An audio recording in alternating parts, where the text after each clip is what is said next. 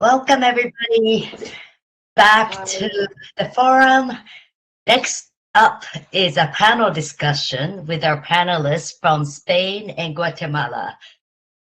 One of our proud Northwood University student would serve as the panel facilitator. So let me introduce our student and he will introduce the speakers.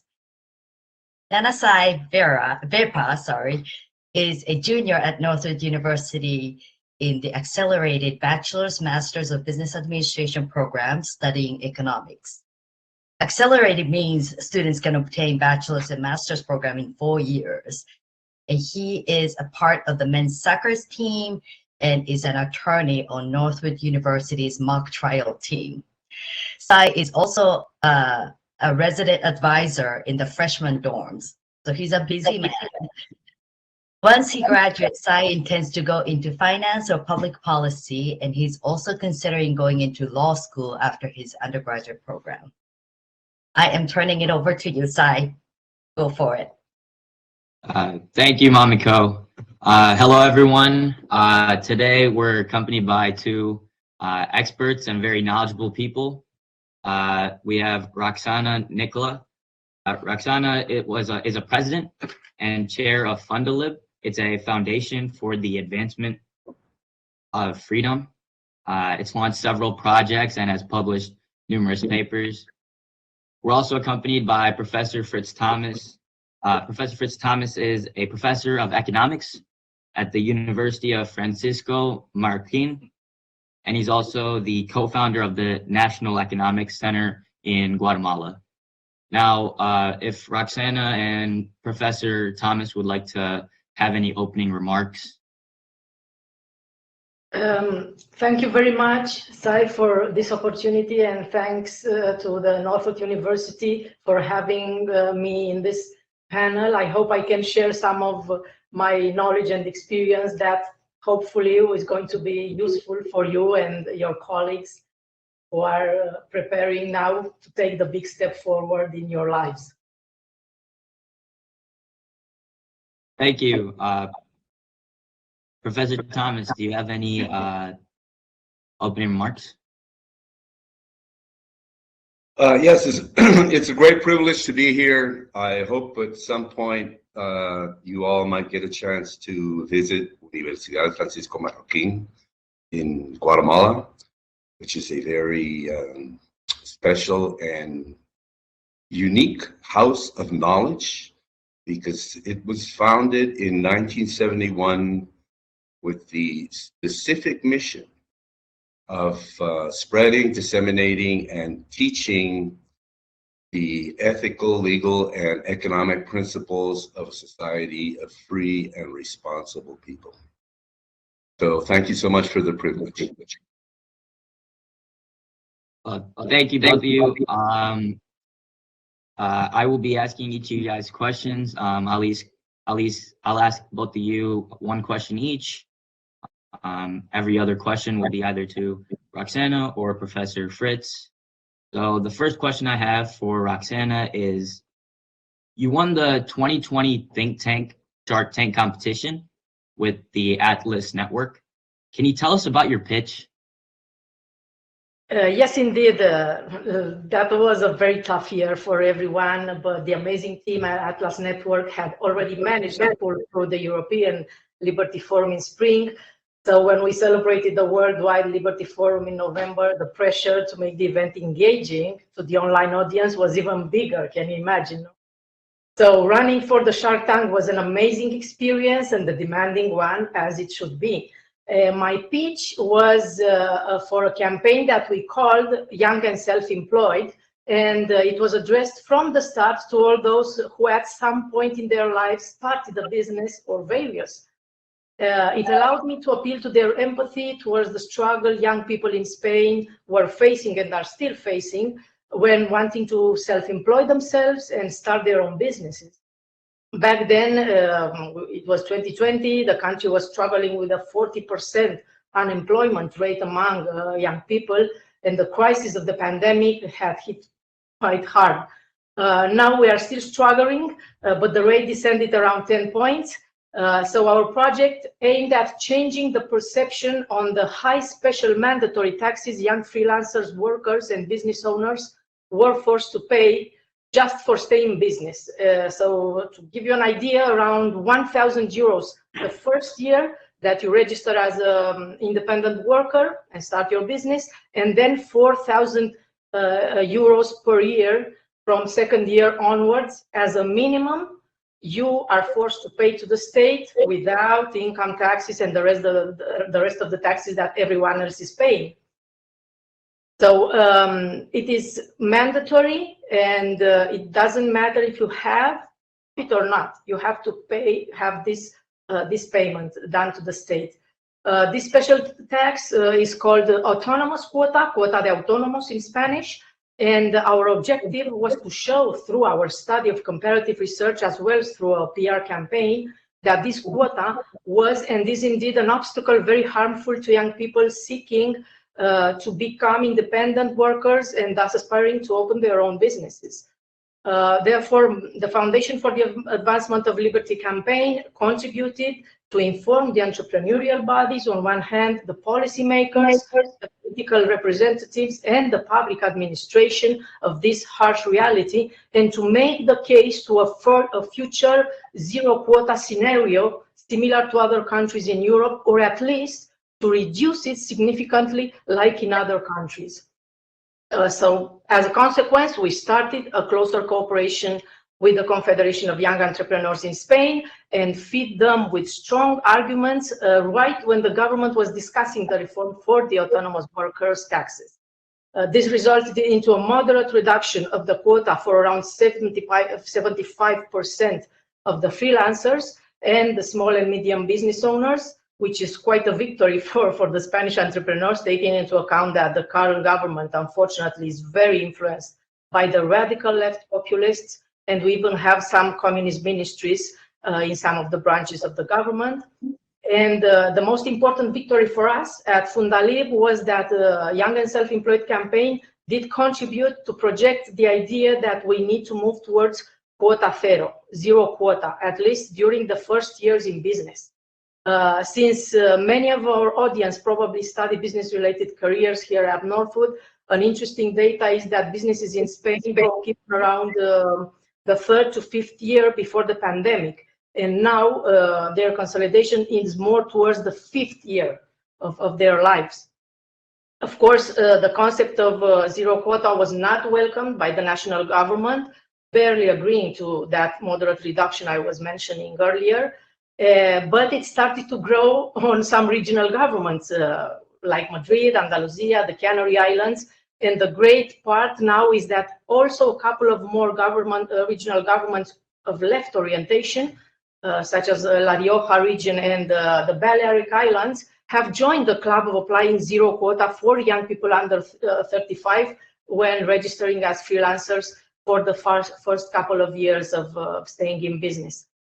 So on and on, I say that the Shark Tank competition really was a milestone and a very important support for us in doing this campaign and helping to this policy change on the long run. Yeah, that sounds good. Now, Professor Fritz, what do you see as a major threat to freedom? What are some major threats that you see to freedom?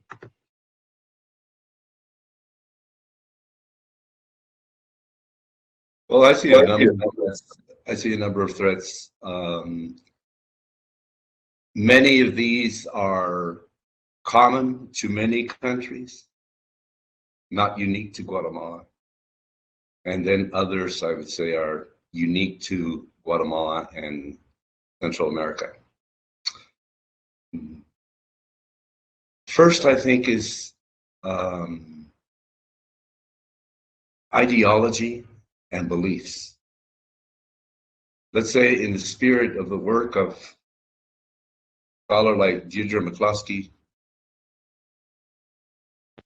politics is downstream of culture and beliefs and ideology. Because what people believe the ideas that are behind of how they see the world are what determine causes, the causes that people take up, things they stand up for, and what they're what they're willing to fight for, what they're willing to stand up for, how they would like to shape the world. So this idea of beliefs in ideology ultimately is what is guiding societies in certain directions. And I think a lot of what we see today is inimical to freedom and is driven by such things as, I really almost don't like to use these words, but for example, let's say critical race theory, intersectionality, climate change. Climate change certainly is inimical, not climate change itself, but the ideas that are pushed, and particularly the policies that are behind it, are absolutely inimical to freedom and individual liberty. In the same way that, for example, war is inimical to liberty, because in the spirit of the work of Robert Higgs, the economic historian, I recommend his book, Crisis and Leviathan. The more crises and emergencies we have, what Stephen Crawford calls these moral emergencies, for example, climate change is a moral emergency.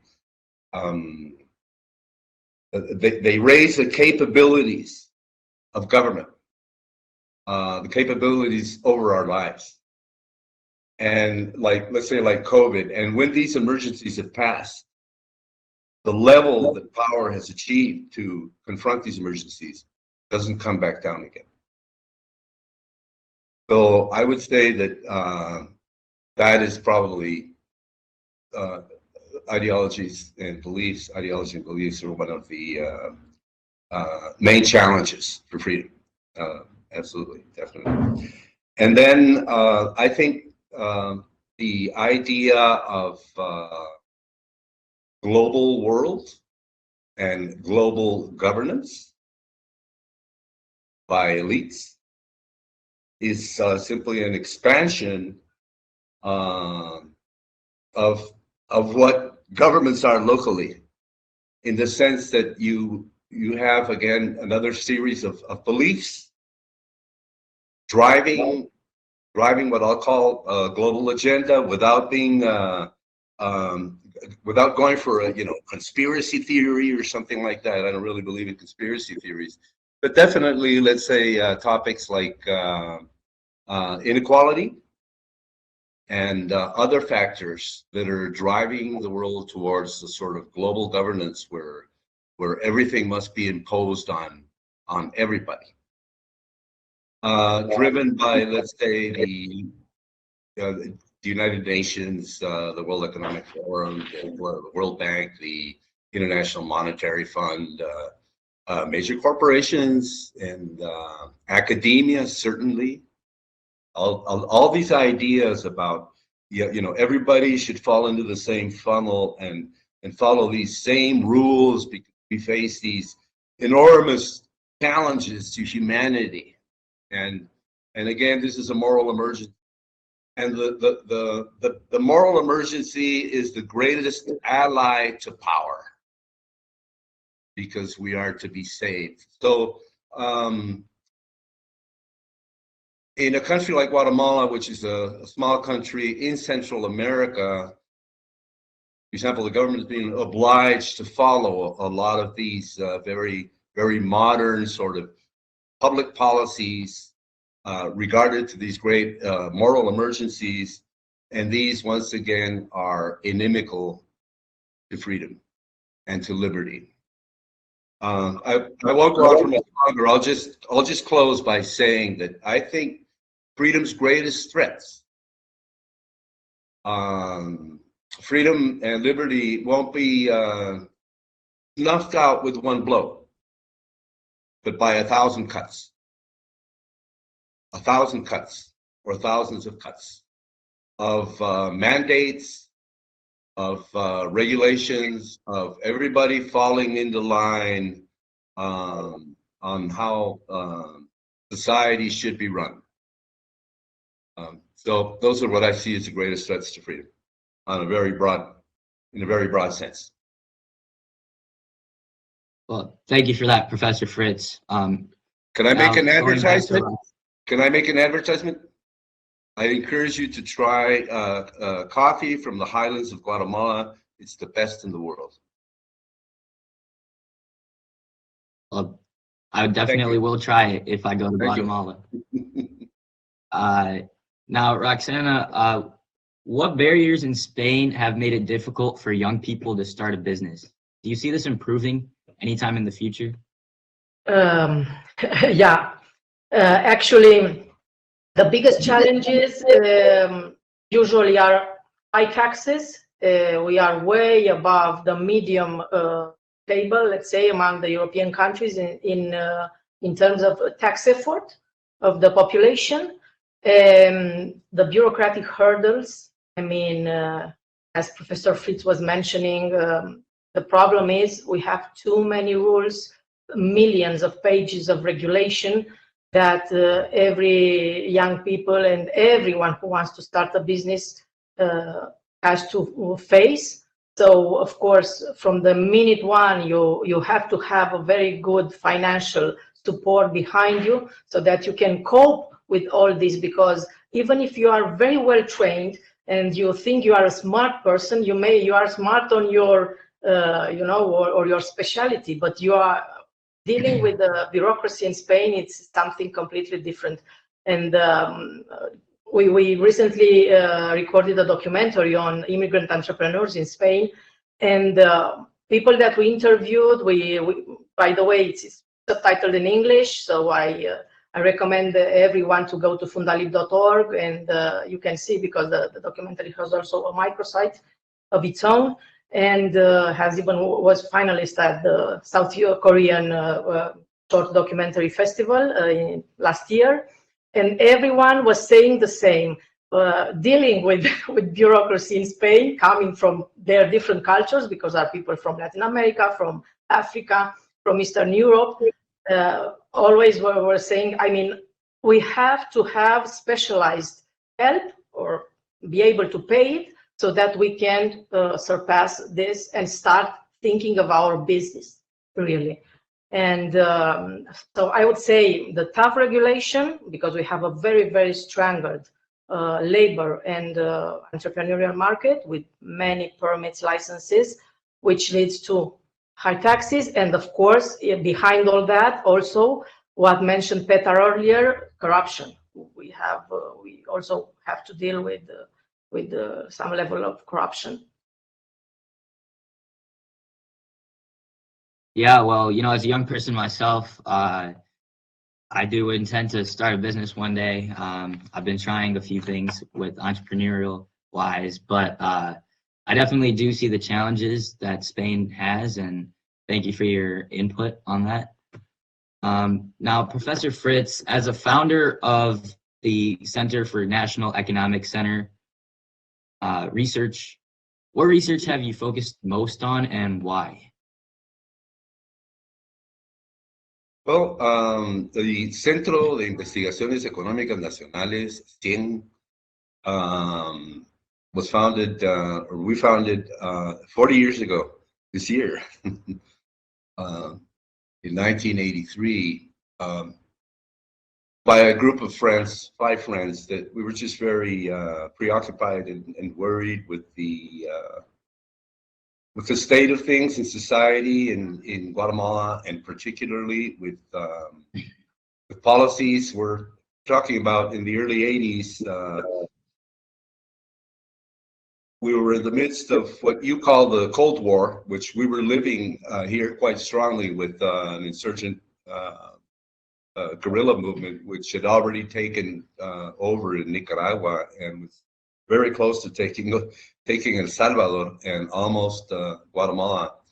And in discourse, in academia, and in the media and everything, there was very little work being done on public policy issues, especially research and publication written in a manner that would be accessible and available to the broad public, and using data.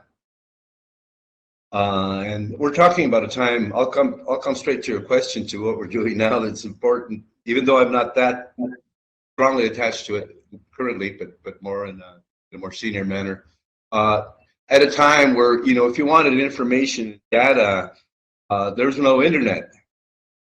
So you had to go to a library, and in our case, to the library of the central bank, to find any data on the economy, data like, you know, economic growth and employment and inflation and things like that. So basically, we wanted to examine policy, its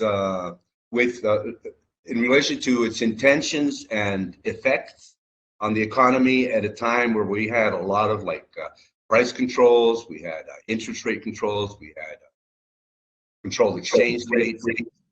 We had a lot of mandates. You could call that. So that was then. You know, we had a lot of state-run companies. We encouraged to be privatized, and a lot of things that I think were common in many countries in the early. And now, currently, it's more dedicated to trying to research and coming up with good policy recommendations in areas like education and health, and public policy in general, trying to bring forward good proposals for economic development to improve the lives of people, particularly the lives of those that are most vulnerable, and doing so in such a fashion that it's not only consistent with liberty and freedom, but helps to promote it. Another way to say this is perhaps to find market solutions to public problems, where you find the rules of the game, which are institutions, are in many ways the key to everything, and beyond the rules of the game, the beliefs and attitudes towards these rules, and how these rules are enforced. That's the way I understand public policy. So what you want is rules of the game that are the best in the utilitarian sense, in the sense that they provoke the best results, but you all will also want them to be consistent with liberty and freedom in the moral sense. So that's a long answer to tell you what it is that not only CIEN, but also the Universidad Francisco Marroquín isn't involved in policy issues. It is about finding ways where we can enhance, not only protect, but enhance our liberties and freedoms, and our ability to guide our lives, and to I don't know, fulfill that mission of every person having the possibility and the potential of taking himself where he wants to go. So that is what CIEN does. Basically now is also does some educational activities, but mostly does research and tries to articulate good public policy proposals. Thank you. Thank you for that, Professor. Now, Roxana, as one of the founders of the Foundation for the Advancement of Liberty, could you tell us about what it's like founding an organization, and what advice you have for someone who wants to start a business or an organization? It was, I must say, it was, and it still is a challenge every day, since in our case, we really started from scratch with barely external financial support and zero public subsidies or favorable credits from public institutions. Since we are very passionate and firm defenders of the principle of liberties, we felt that before entering any kind of deals or engagement with the state, the government, any public administration, our priority was to create an independent organization promoting free market recipes for everyday problems in our society. So my advice would be that if you are passionate about something, go for it and be willing to assume risks to make it your business. I always say, although the organization I'm running is a non-profit, nevertheless, we must conduct ourselves as a business, since we are in the biggest business of all, marketing our ideas to the entire society and its political, economical, cultural, and social structures. And another advice I would give you is, if you can do it, don't do it alone. Find good partners who understand you, and most of all, be prepared to listen a lot, even more than you speak.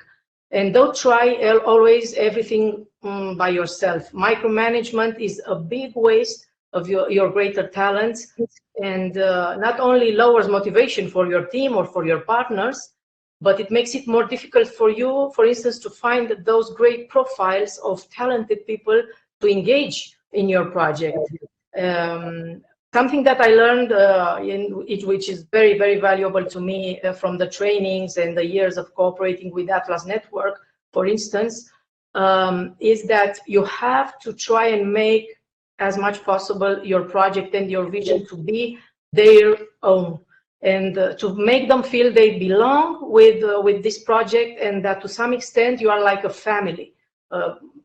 You are connected through the principles and the ideas of free markets and human liberty, but nevertheless, you are like a family. And of course, this will mean that you have to share, for instance, genuine interest of what is happening in their lives if they want to share it, which if they have problems at home, they want to pursue additional things in their lives.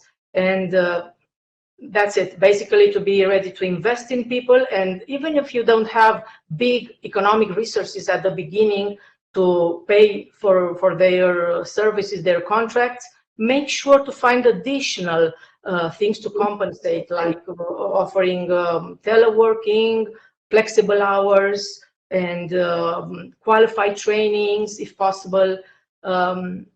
Try and look for more commitment and higher productivity than, registering and the parent working for the people involved in your organization. Thank you for that, Roxana. Now, Professor Fritz, what is the current state of economic freedom in Central America?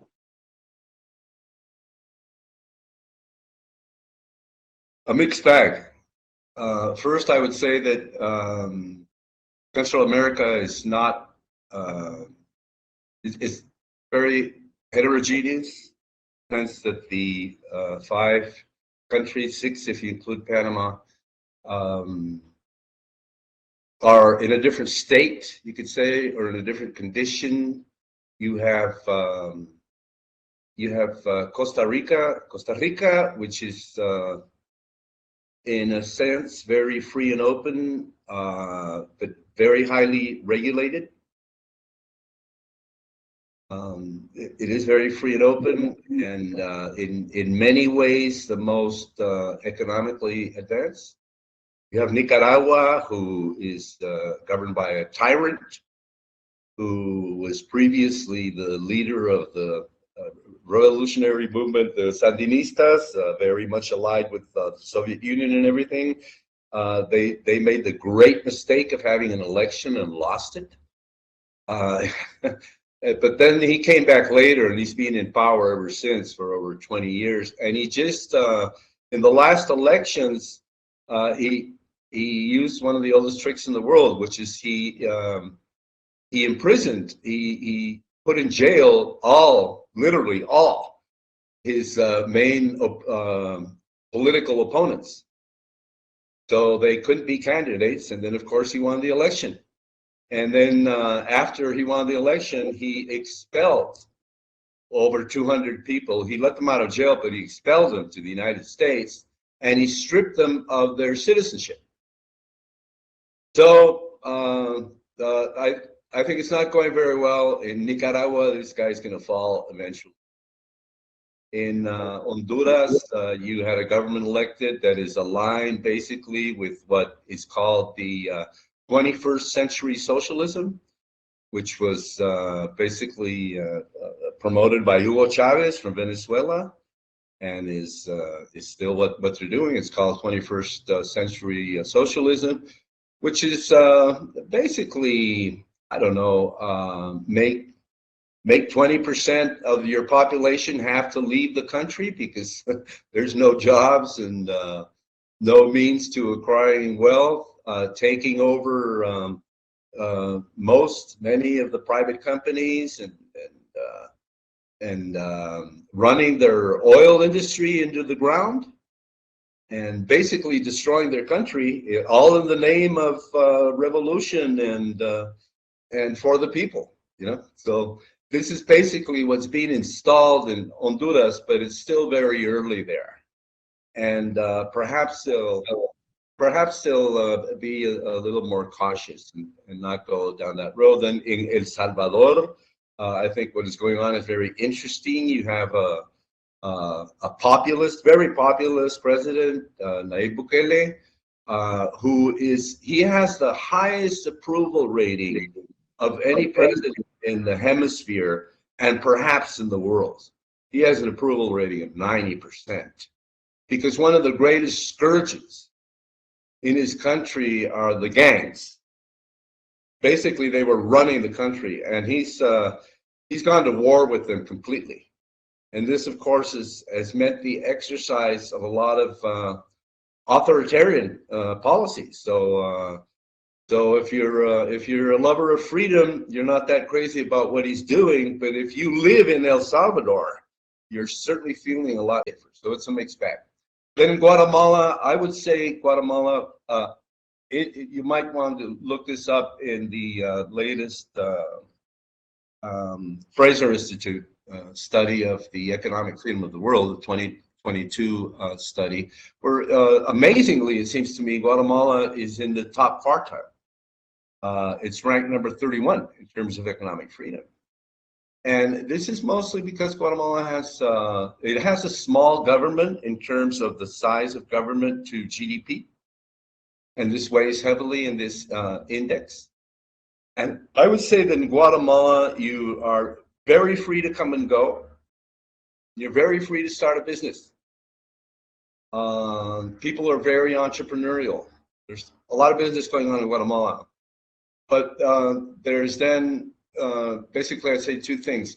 A lot of regulation, and this is growing at an alarming rate.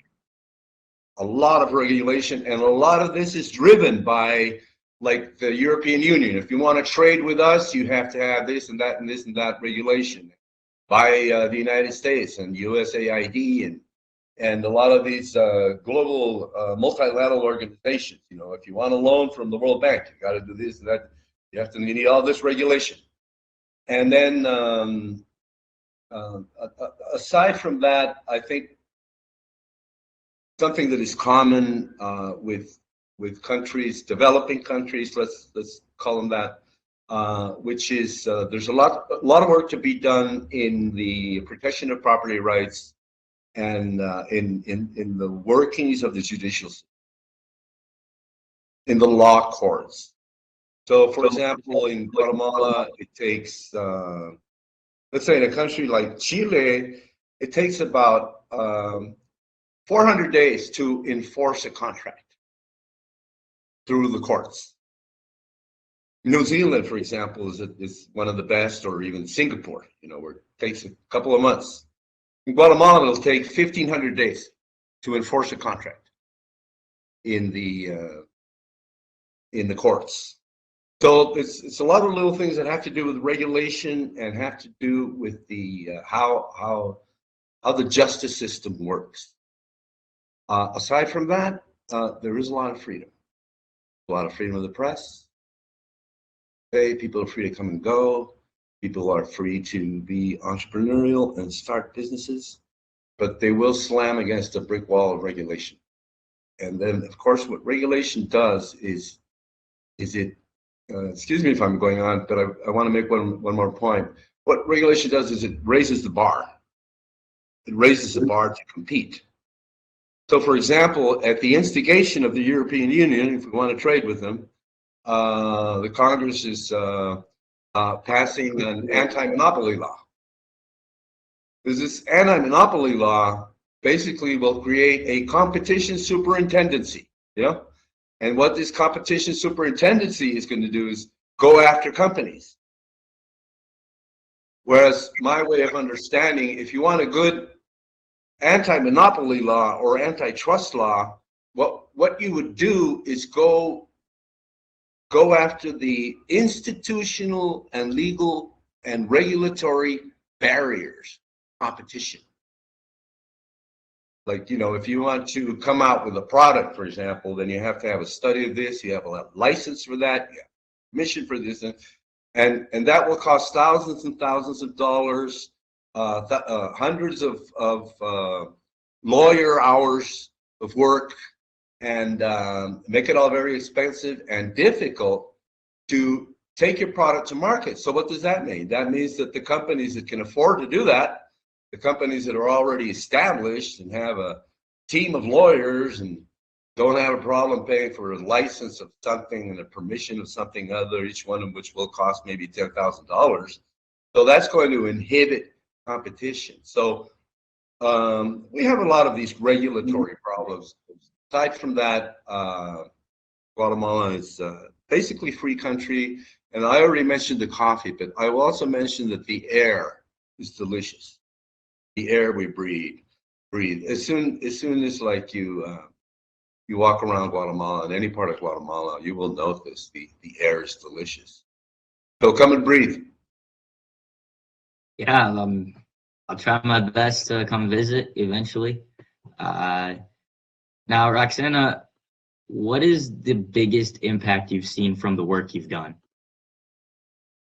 Well, as I was explaining earlier, I want to refer the zero quota for freelancers and for business owners picked up by the regional governments, benefiting especially young people wanting to start a business and people with limited resources, because the regulation, as also Fritz was mentioning earlier, is the ideal ally for the people who already are rich and can afford to do business. But how can we compete and help people who are young and don't have those resources or come from middle class or lower class of income? And that would be around 3 million autonomous workers, benefiting also from that moderate reduction of the tax.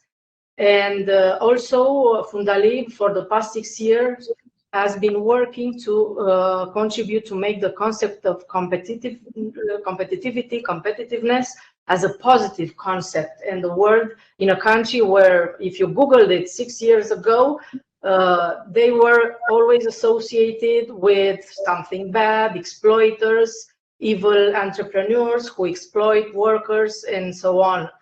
And because of this work, also on benchmarking the regional governments and their policies on tax competitiveness and also on economic freedom at city level, that perception has radically changed now, and it's now even fashionable for public speakers and for political representatives to take it and introduce it in their commitments to do new policies towards more free markets and to lessen the regulations that we have in place.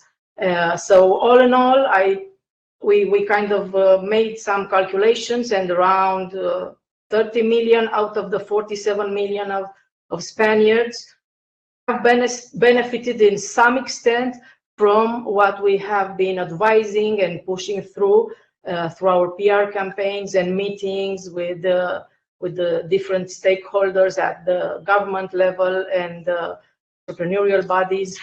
And I would like to do also a bit of an advertisement now. In 2 weeks' time, on the 16th of March, we'll be celebrating the 6th annual edition of our ranking of the economic freedom for the 50 largest Spanish cities. It's going to be a very beautiful ceremony in the Canary Islands, in Tenerife, in their capital, in Santa Cruz, because this city applied quite some ambitious municipal policies towards more free market, to do more tax cuts instead of subsidizing people, and to consolidate also, or to try and make it easier to start business or to maintain your business in their city. So the key is we managed to introduce that idea that competition and comparison to others works, and is the measure that allows cities and regions and countries, if you'd like, to see what others are doing, what others are doing good, and how they can apply. And this allows them to benchmark their policies, discard those who do not work, and maybe this would be perhaps our most valuable leverage, let's say, with the 50 largest cities that we measure every year, because this goes beyond ideologies, and it allows us every year to show to the public representatives that free market reforms benefit their city more than an interventionist approach. It's something that is quite new in Spain, because normally we are kind of tribal, you know. If you are market oriented, you only speak to people from those ideas, or that are more or less too keen to share to some extent those ideas. And Fundalip decided to be innovative about it. We were, as I was saying earlier, an organization that had to start from scratch without godfathers and godmothers behind to be supported, or without depending on the government, you know, to have to keep a certain line. And it allows us to speak to everyone and to try to meet them in the middle, and to push for the ideas of liberty as the solution, even when talking to people that a priori are kind of, you know, against this, because they are more populist oriented or socialist oriented. Well, thank you for that, Roxana. It looks like we're approaching near the end of our time here. Thank you both, Roxana and Professor Fritz, for joining this panel discussion. I found it very insightful, learning about capitalism and economic freedom about various parts of the world. Thank you guys again for joining this online meeting. Thank you for the privilege. Thank you, Sai, and I'm quite honored to have shared this space with you. Thank you. Thank you so much, Sai, Roxana, and Fritz, for your time and for your insightful presentation. I could listen to you all day long, and I wish we had more time. And Fritz, as you mentioned, we chuckled when you talked about the air.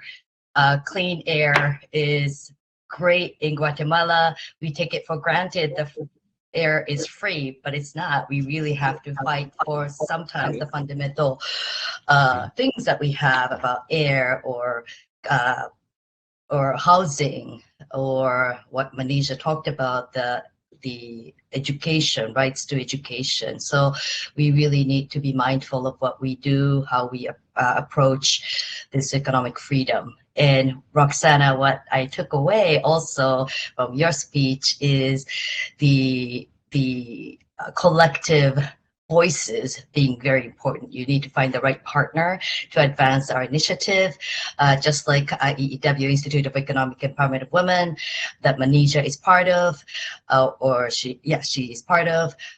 Petar from Bulgaria is representing the Institute of Market Economics. Roxana, you represent Fundalip of Spain, and Fritz, University of Francisco Marroquín, a very notable university in Guatemala, And our next speaker, Alex, is also representing Center for Liberal Studies, KEFM from Greece.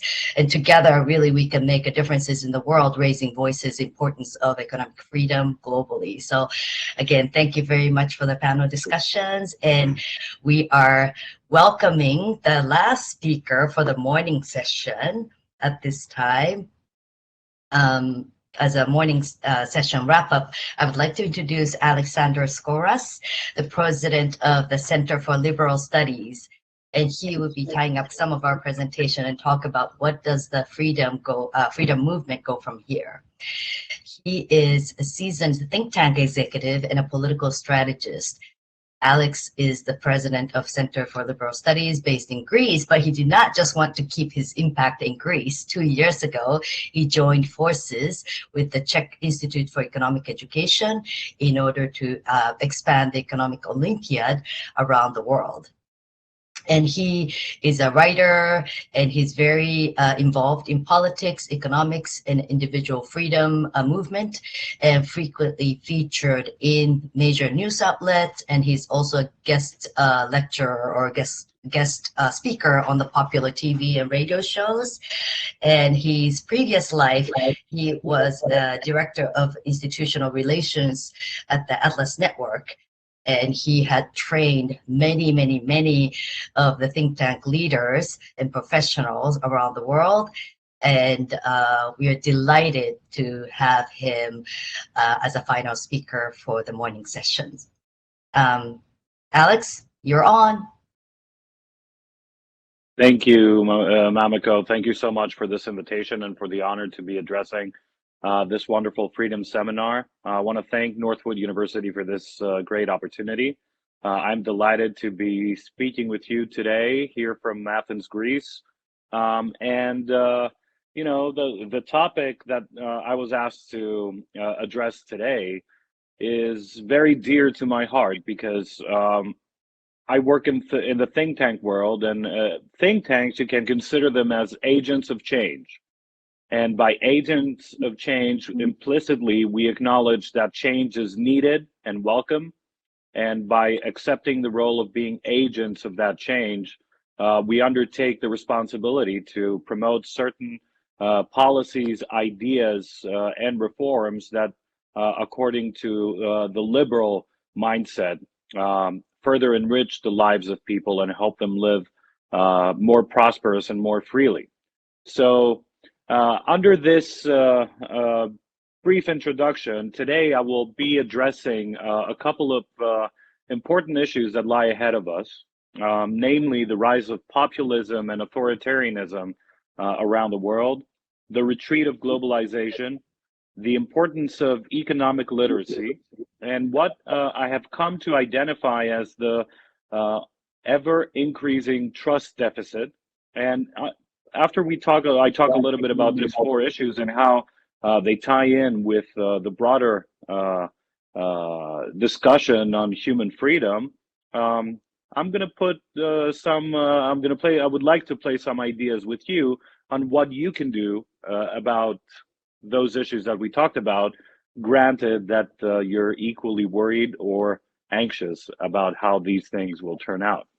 So, today, we find ourselves globally in a post-COVID era, where around the world governments took unprecedented measures in order to ensure public health and public safety.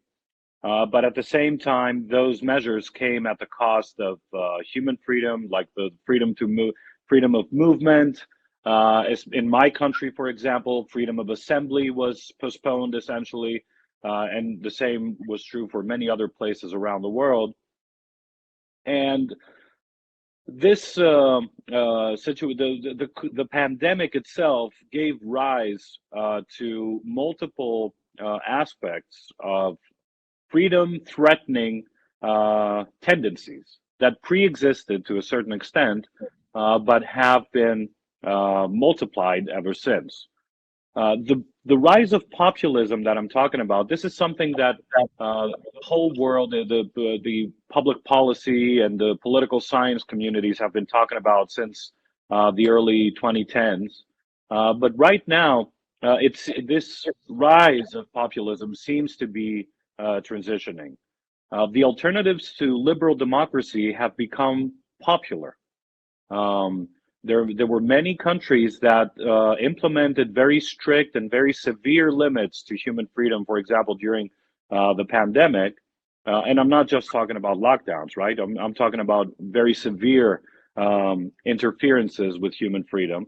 And there were multiple points during the previous few years where these examples were lauded and they were applauded and promoted as case studies to be mimicked.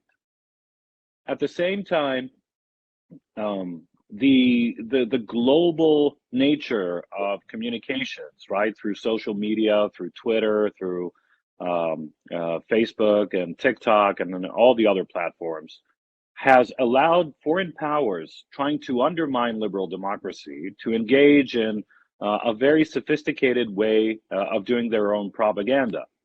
And even though in the classical liberal tradition, Twitter, for example, is a private business, and can implement its own policies, and freedom of speech is not suppressed when accounts are being restricted, because they are not there. The ability of any individual to express their opinion still holds, especially in a free country like the U.S. The sophisticated methods of propaganda have always targeted one particular aspect, and that is to undermine the quality of liberal democracy in the countries that still practice it. Another issue that gives rise to authoritarianism in particular is the rise of surveillance technologies used by governments. And this is something that people who believe in human freedom need to take into account as we move forward into the rest of this decade, because the threats that ensue from unrestricted and very sophisticated surveillance technologies used by governments are a real threat to human freedom, as the global history of the last century has proven more than once, unfortunately. Finally, another thing that gives a lot of ammunition to the rise of populism and authoritarianism is what I call the rise of wokeism and the closing of society. When we have, and this is especially true in the United States, and the rest of the world is watching what's going on over there, especially in academia, with a great amount of interest. But this is not only a US based phenomenon. So the closing of society based on the Popperian analysis and description of what an open society is. When we're talking about how wokeism closes society, and broader, the enforcement of a strict notion of political correctness and its implication on the free exchange of ideas, can be very detrimental, because it prevents human beings from being able to pursue the truth. And the truth, in my opinion, is something like the happiness in the Declaration of the American Independence, right? Nobody is guaranteed that they will get to it, right? But the pursuit is a very meaningful journey that should be protected.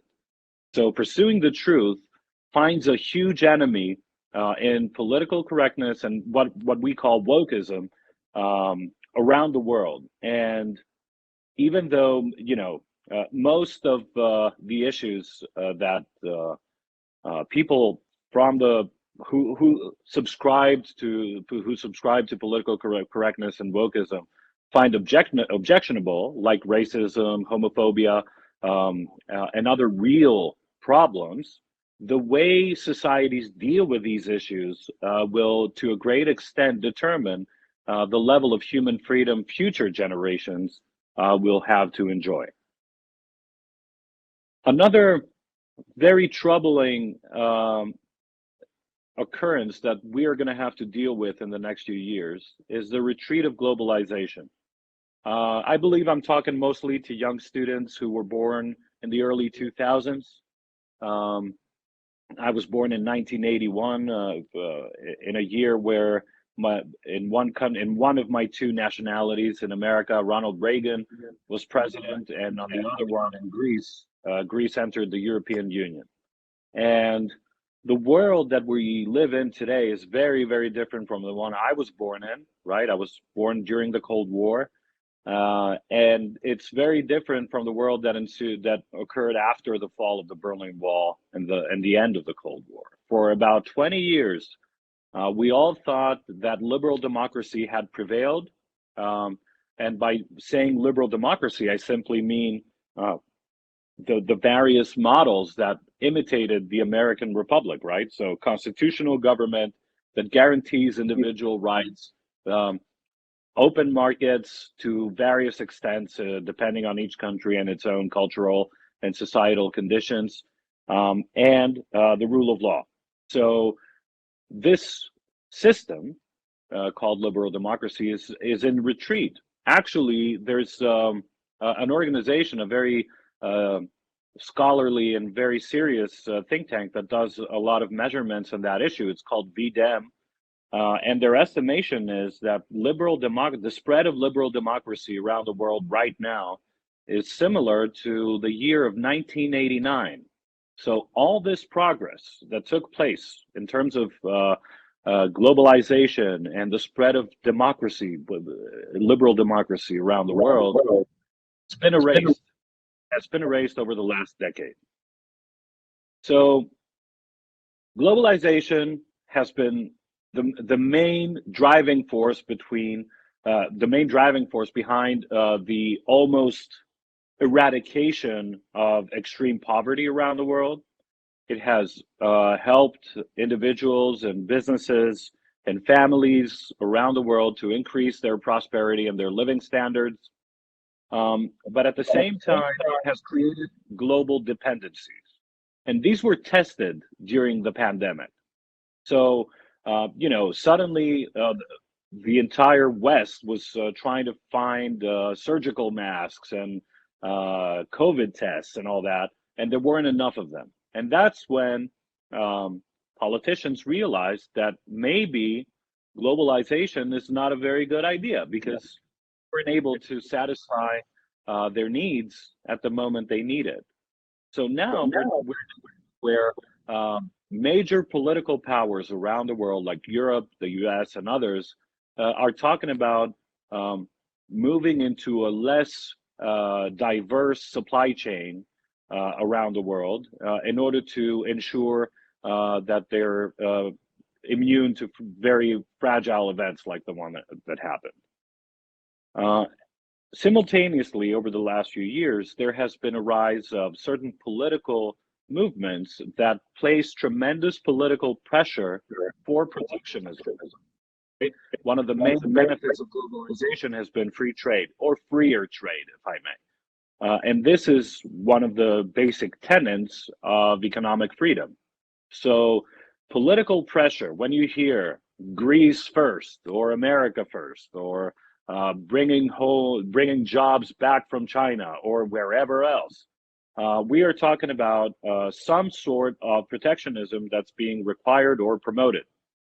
And even though protectionism has always sounded nice to voters, it's actually one of the very few things that economists almost unilaterally agree that it's detrimental to both countries, the one that implements it first and the one that suffers its consequences immediately.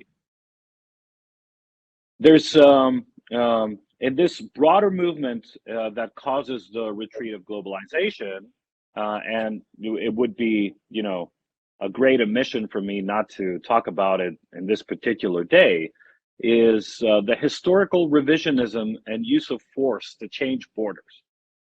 A year ago today, Russia invaded Ukraine, and this war has been especially, I will place it in two different dimensions. The freedom-loving aspect, right? People who believe in human freedom, and also people who live in the broader neighborhood, right? Because I am in Europe right now. This war is so obvious that anyone who believes in human freedom or wants a free and prosperous world cannot be in any way supporting it. Ukraine is an independent country. It has been simultaneously a very corrupt country for a number of years. But since 2014, its citizens were fed up with the status quo. They said, you know what? We've never had this liberal democracy thing that the West always keeps talking about, and we want to join in. And that's what caused multiple invasions, one in 2014, one now. And essentially, under the guise of high-level geopolitics, it is the human freedom of Ukrainians that's always been at stake here. So the intellectual ammunition that Russia, as the invader, has weaponized is historical revisionism and the use of force. The use of force to change borders, which in a world that has been relatively stable since the end of World War II, sounds like a terrible idea for the rest of us to put up with.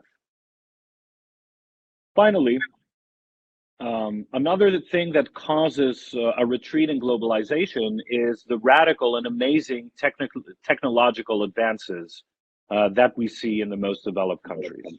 It causes fear to the less developed ones. And of course, there's always the question of how to deal with displacement. There are two schools of thought on dealing with displacement, with workers who, due to technological evolution, find their jobs gone or their opportunities reduced. One of them is an optimistic school of thought that I subscribe to, which is that technology is here to help us. It has always helped humans, and if we look into history, the Luddites were never right. The whole world, if you look at the world in the year 2023 and the year 1923, it's drastically different. All the technologies that would cause the majority of people who worked in 1923 have come. That will cause them to lose their jobs are here, but somehow in the U.S., for example, I think it was about a year or two ago, you had record low unemployment, and the same was true for all the countries who had adopted these policies. Somehow, and there's a very specific way, technology helps us discover new potential in human capabilities and leads individuals to offer new services and products that we hadn't thought or were too expensive to offer before. However, that's not always the case when it comes to the prevalence of certain ideas. And there are countries who are essentially planning or have started to limit technological advancement in order to protect jobs.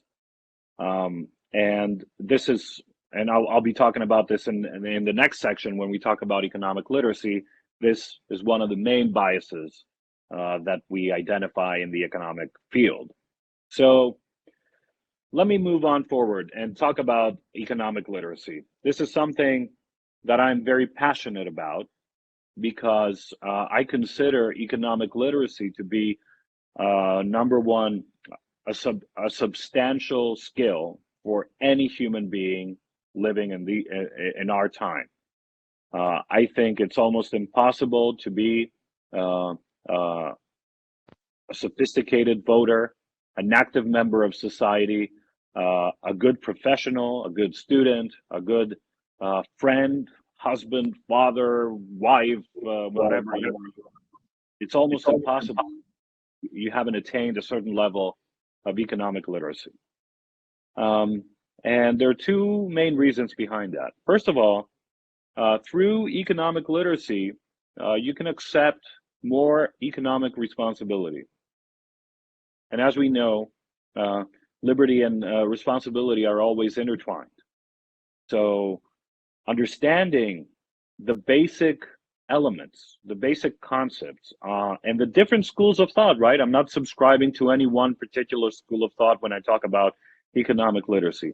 Having a fine grasp of how the economy works, what your personal finances will look like when you grow up. And I'm talking about, introducing economic literacy as a concept from the early school years, right?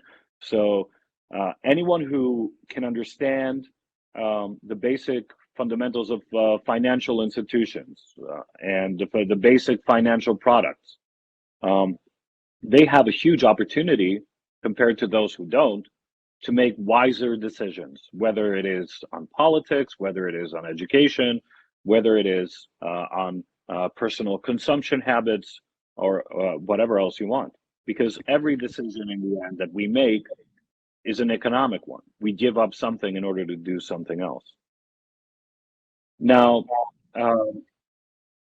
there's this gap that I mentioned before between what economists know to be true and what people believe. And this is an area where both myself and organizations who and universities who are not subscribed to any of these biases that I'm going to mention have a tremendous role to play. These four biases, they've been identified by Professor Brian Kaplan of George Mason University, namely the anti-market bias, the anti-foreign bias, the make-work bias, and the pessimistic bias.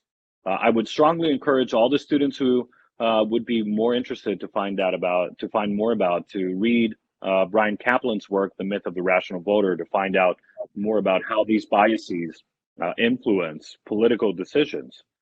But essentially, in these four areas, the benefits of having competitive markets, the benefits of free trade and free movement of people, capital, and ideas, the policies that accept and encourage innovation, and the ability of politicians to withdraw from trying to measure economic performance in a pessimistic way. All these four things influence a wide number of political decisions that are being taken, because politicians, regardless whether they know what's right or wrong, better or worse, they're always tied to the political cost of the decisions they try or they attempt to implement. And that means that the current state of the climate of ideas, as Anthony Fisher, the founder of the Atlas Network, or Friedrich Hayek would say, the climate of ideas is the one that determines what politicians can do and what kind of policies they can accept or implement. So when the vast majority of people disagree with the vast majority of economists on fundamental issues about, the role that foreigners play in our society, or that free trade plays, or that market-based economies have, you can expect a lot of bad decisions to be taking place on the political level. I believe that this area can be rectified through economic literacy. Finally, the trust deficit. We have fake news.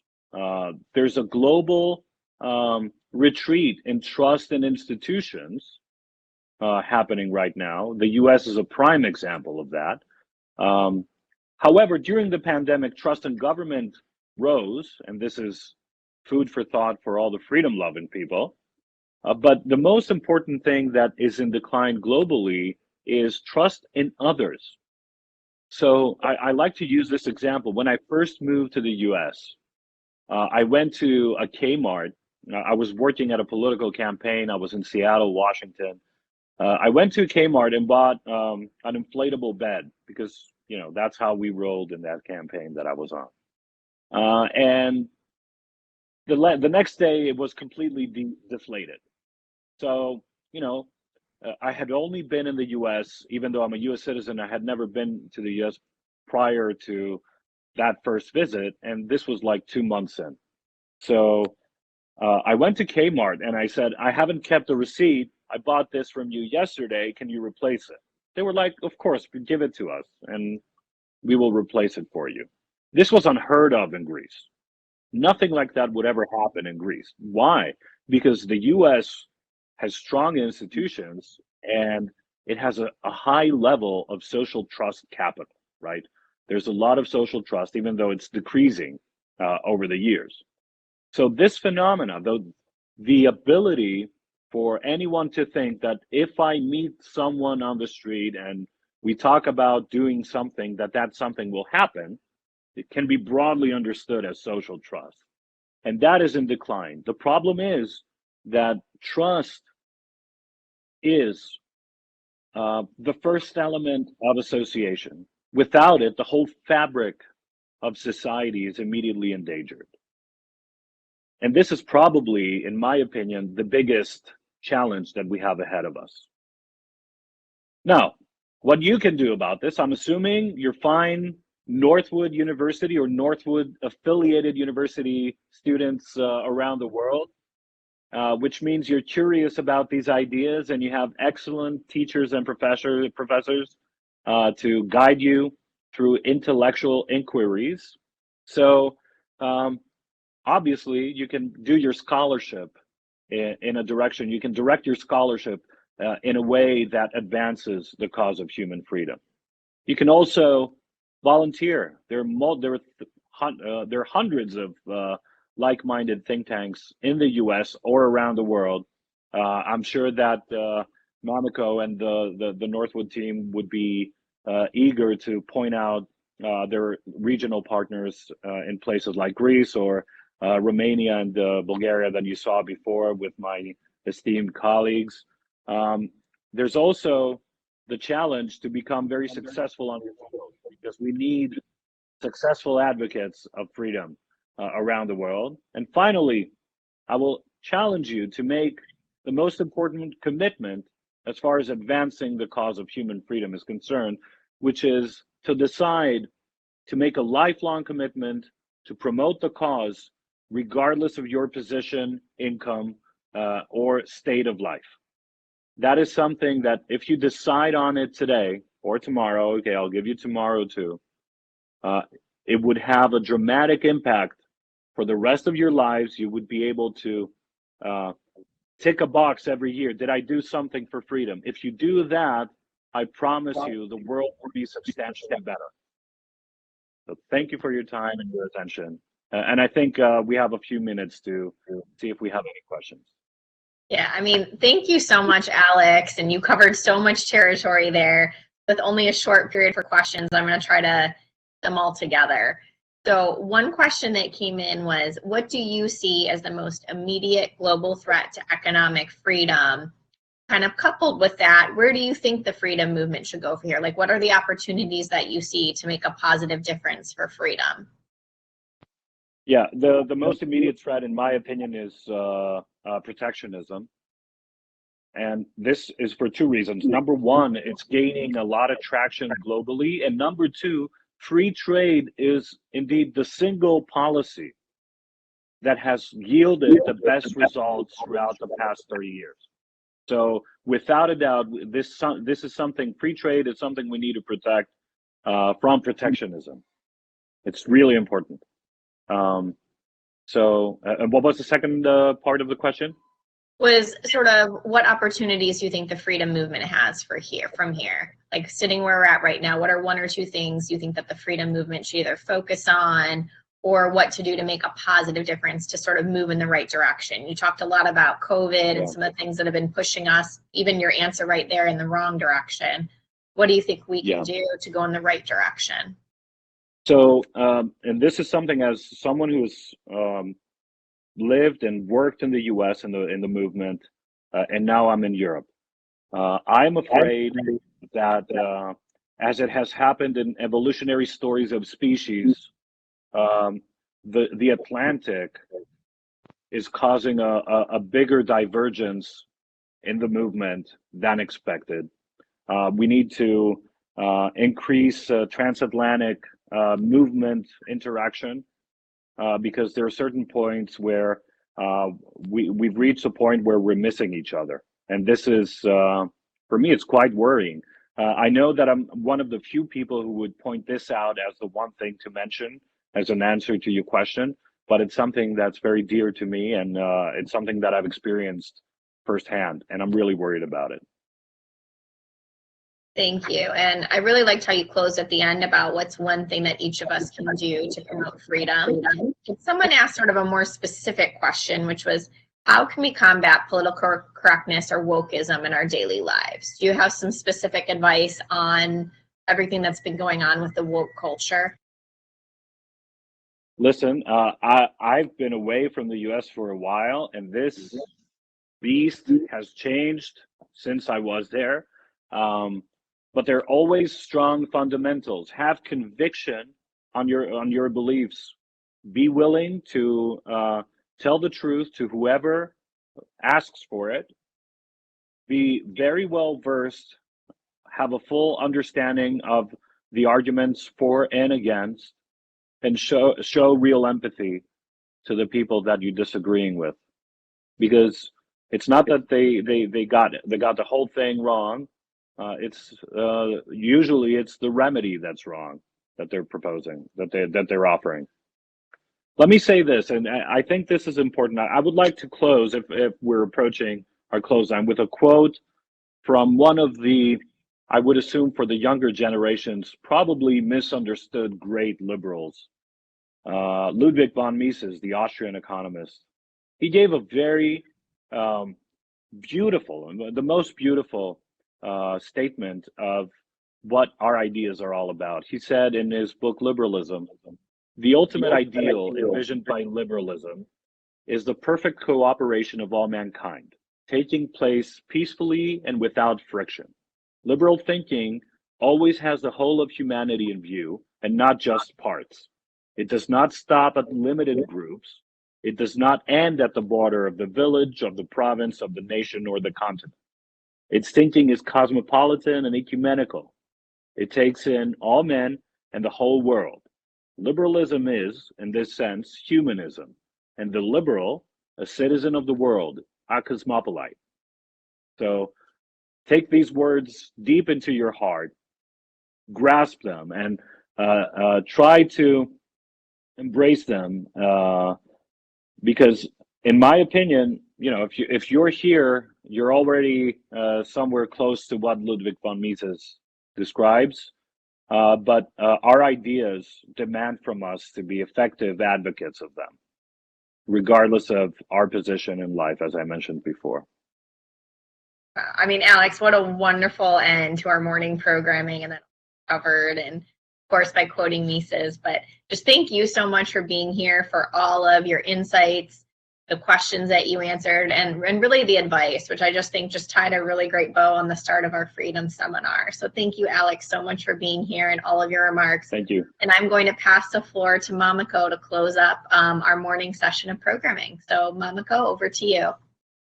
Great. Thank you very much, Alex.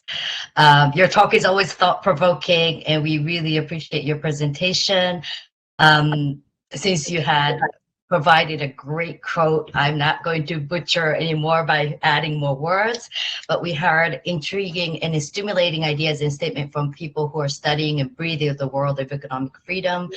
And Alex talked about importance of economic literacy, and so I'm sure Professor Bacek or Tokarov are very happy about this comment, that we are going to make a difference in having students learn more about economics, importance of economics, and we would stop the decline of social trust, and deciding to make a commitment for human freedom regardless of position, gender, age. Those are all very good, great comments. And we'll have a louder voices when each of us would do our part and collaborate with the strong partners. So at this time, we have a 1-hour lunch break for the students who are enrolled for credit in the Freedom Seminar courses. in Midland, Michigan. So our next session is going to start at 12:30. And between 12:30 and 2, there will be a panel discussion with Dr. Tokarov, Alex Tokarov, and Professor Simeon Burns, both Northwood University faculty members, discussing the development, structure, and function of the state and the problems with socialism. And Dr. Tokarov is a Northwood University faculty member teaching various economic classes since 2012. He grew up in Bulgaria under socialism, and he is absolutely passionate about classical liberal ideas and free market system. And he is an avid writer and speaker. If you know him, you already know this, and has written over 300 publications and presented at 50 plus forums. And Professor Burns is originally from Nebraska. He's completing his doctorate program in political science and master's in philosophy at Louisiana State University. And he's assistant professor of philosophy at Northwood University. And it will be a lively discussion, and look forward to welcoming you back on this forum in 1 hour at 12:30. So thank you again so much for all the speakers and audience who participated in person, as well as, well, not in person, but in the class in Northwood University, as well as the online platform. And we'll see you in 1 hour. Enjoy your lunch.